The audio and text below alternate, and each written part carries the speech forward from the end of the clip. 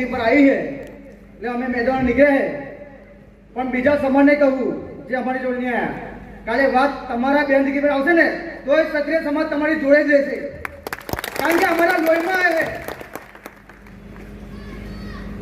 અમે કોઈ જ્ઞાતિવાદ કરતા નહીં. આજે અમારી બેનગીરી પર આવી એટલે અમે રસ્તા પર છે લોકશાહીની અંદર, બાકી રાજાશાહીમાં તો ખબર પડી ગયો. આ સંમેલન કરવું ના પડે અને આપણા જે વાતે ના પહોંચ્યો. પણ હજુ કહું, ક્ષત્રિય સમાજ છે, ભલે મારા ભાઈઓ કહ્યું કોઈ સમાજ કોઈ હિન્દુ સંગઠન જોડે આવતું નહીં, એની જરૂર નહીં, પણ જ્યારે એ લોકોને જરૂર હોય તો અમે એમની જોડે ઉભા થઈશું. આ લોહીના ગુણે કઈ જવાના નહીં.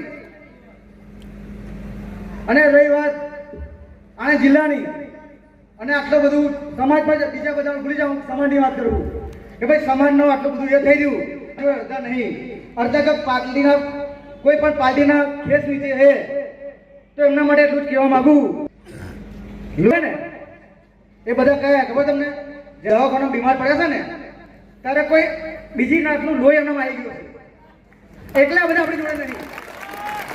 એમની સર્કિટની અંદર એક જે બ્લડ ગ્રુપ આવ્યું ને એના એ આવે ને બેક્ટેરિયા ચોટી ગયા, એટલે આપણી જોડે નહીં અને એની જરૂર પણ નહીં. આપણે એ ભલે ત્યાં કરે, બાકી સાચું લોટ તો આવી જ ગયો અને મેદાનમાં આવી ગયો.